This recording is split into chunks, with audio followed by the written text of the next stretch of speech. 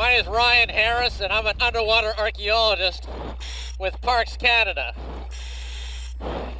And we have a real treat for you today, as you're going to be the first people in the entire world to witness a live broadcast from the wreck site of HMS Erebus, one of the two ships from the lost Sir John Franklin expedition of 1845. I'm joined underwater here today by my colleague from the underwater archaeology team, Thierry Boyer, who's doing the camera work, and also by leading seaman Caleb Hooper from the Royal Canadian Navy, Fleet Diving Unit Atlantic, who's going to be making sure that our umbilicals, which should say our breathing hoses, don't fall on the wreck site to damage the wreck.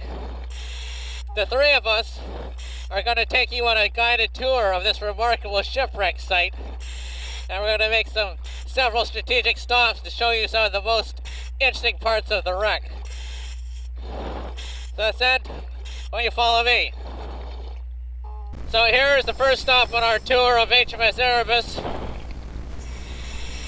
and this is pretty much one of the first features we saw when we inspected the site with our remotely operated vehicle, or underwater robot, last September.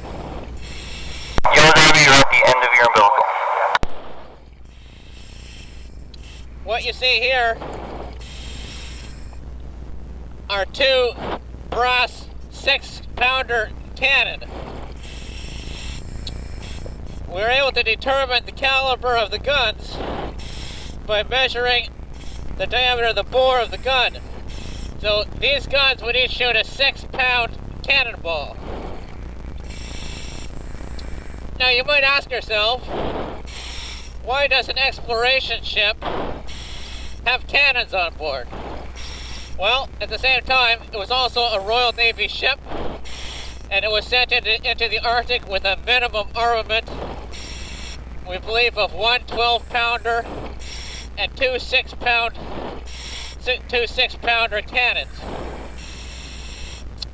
After it was meant to go through the Northwest Passage, Erebus and Terror were meant to go all the way back to England via the Pacific, and they never knew why or what situation they might be in where they would actually have to defend themselves.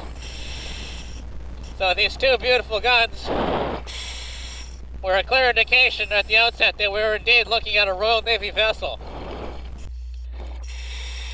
Here we are at the stern of the ship. This big timber to my left is the stern post, and this is the rudder post, the timber to which the rudder was attached. One of the most interesting things about HMS Erebus is that, along with HMS Terror, it was one of the first two ships to be modified to have a screw propeller for polar navigation. The ship was provided with 12 days of coal, and they were told to only use the steam engine when there was no wind to drive the sails, or when they had to get through a temporary opening in the ice called a lead. So they didn't want to have the propeller in place all the time because it would just slow them down. So what we see in here is the mechanism by which the propeller can be raised and lowered in and out of position. So these bronze tracks allowed the two-bladed propeller to be lifted up through an opening or a well in the deck when it wasn't in use. The point of this is that when they were overwintering in the Arctic, the ice couldn't tear away the rudder post or the propeller, and they would actually fill up this space. This is called the propeller aperture. This is where the propeller would turn, right where I'm looking at you, and they would fill it up with wood to protect the stern during the winter. Next, we're actually going to proceed up to the top of the upper deck and take a look where the men would have walked on the ship. Let's go.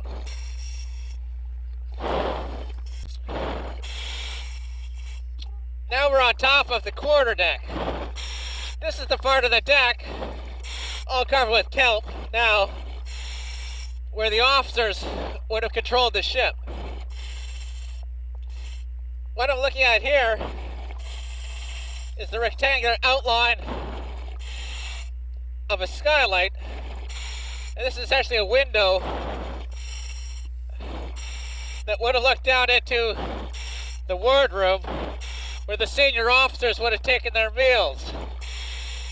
Officers like Commander James Fitzjames, the second in command, Stephen Stanley, the ship's surgeon on Erebus, and Lieutenant Graham Gore, the first lieutenant. This large cylindrical object beside the skylight is actually the ship's tiller. This is the long contraption that would have allowed the ship's wheel or the helm to actually turn the rudder back and forth to steer the ship. So this tiller would have gone all the way back to the top of the rudder or the rudder head, and it's very long. It's over 12 feet. It's made out of bronze to be quite strong. This is because when they added the propeller to Erebus in 1845, they had to make the ship a little bit longer, so they needed a longer tiller. A little bit farther forward of the skylight over the wardrobe, we put this feature of the upper deck. This is the tallest part surviving on the wreck of HMS Erebus. This is actually the ship's capstan. The capstan was essentially a large barrel that would turn on its axis, and it was used to provide mechanical advantage for managing the ship's heavy sails and yards, the various spars for controlling the course of the ship. The capstan would also be used to assist the windlass farther forward in retrieving the ship's heavy anchors and anchor chain. Let's proceed farther forward towards the main mast.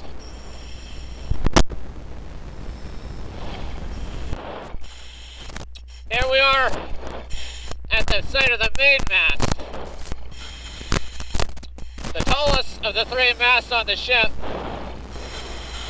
The top of it has been broken off. Just as the Inuit say, when Erebus sank, they found it the following spring, but only to the point where they could see the mast still sticking above the surface of the water. So the broken top of the main mast shows how the ice violently carried the mast away soon after it sank. On either side of the main mast are these interesting features here.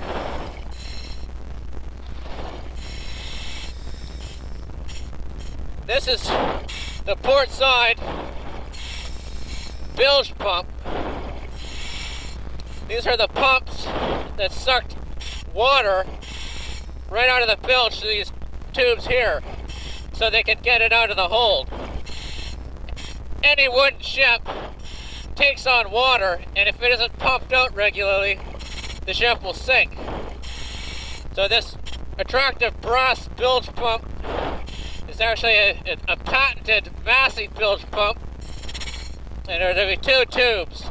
It'd force air down one tube and suck water out the other. It's a double action pump.